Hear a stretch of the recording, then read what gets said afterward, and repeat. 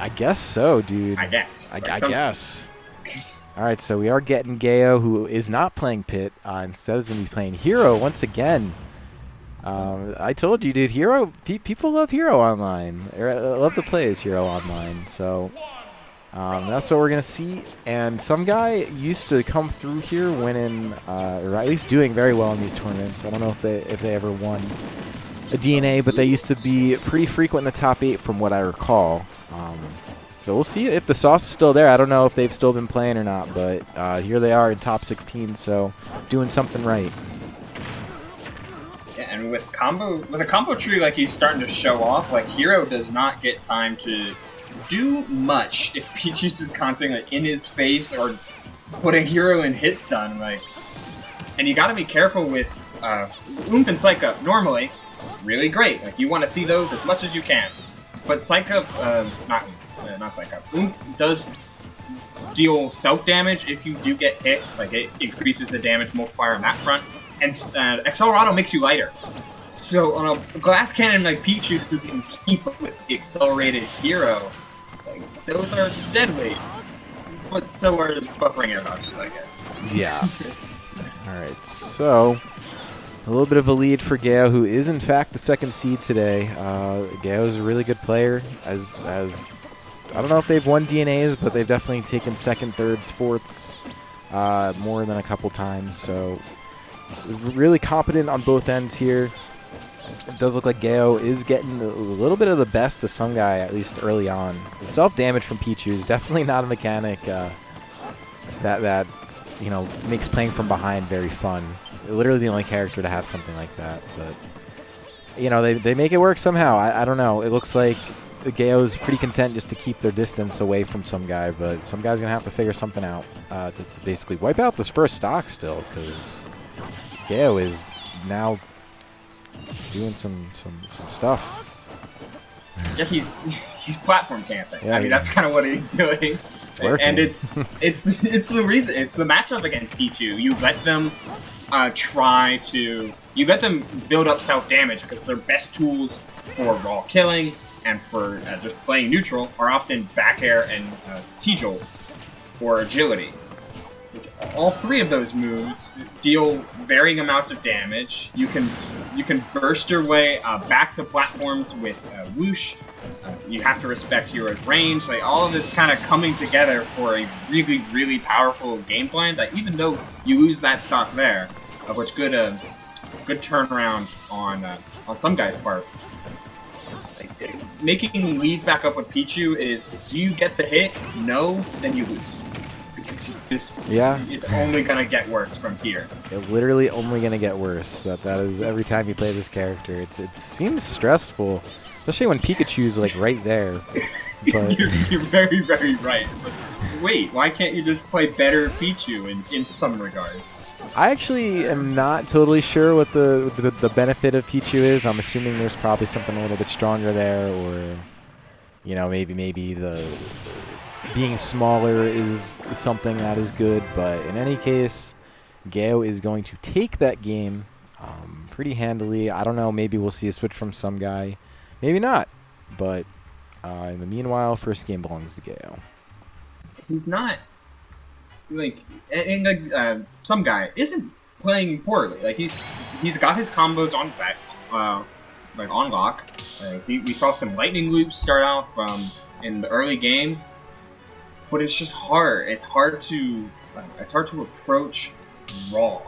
He has to mitigate how many of his own resources, his own just raw normals, in order to close the gap against GaYo, who's not afraid of it. He's not playing scared. He's playing how he needs to.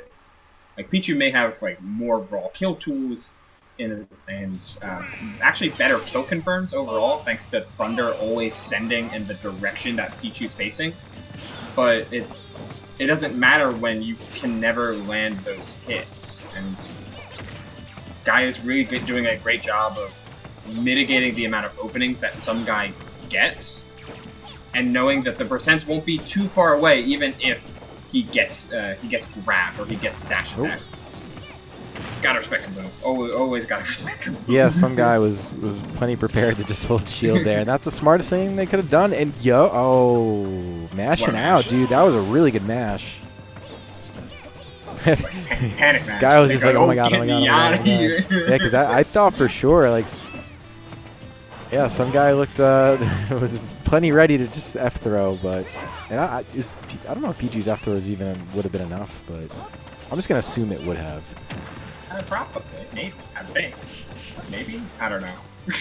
Yeah, I have no clue. I actually, I don't really get to see a whole lot of Pichu, admittedly. Yeah, they kind of fell off.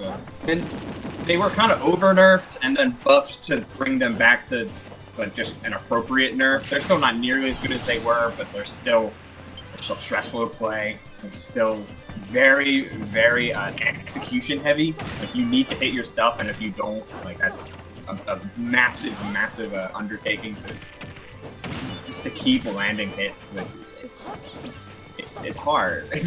You're always at death's door. It's hard. Yeah, these characters that are, I don't even know if I'd necessarily put Pichu in that glass cannon. I mean, sort of. The thing is like, they're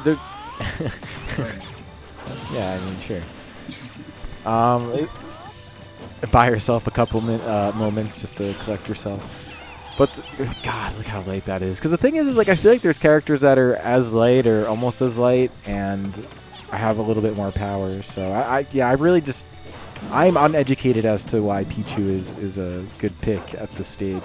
I just remember forward tilt used to be something, but you already mentioned that something like that got nerfed. But that move used to kill like really early.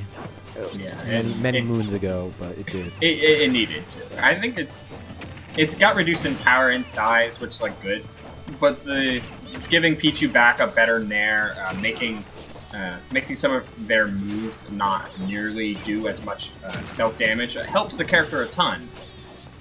So, but they're different from just the obvious comparison. Is the next rightest character, Jigglypuff. Jigglypuff can explode and kill you with wall of pain combos or rest setups, like similar stuff.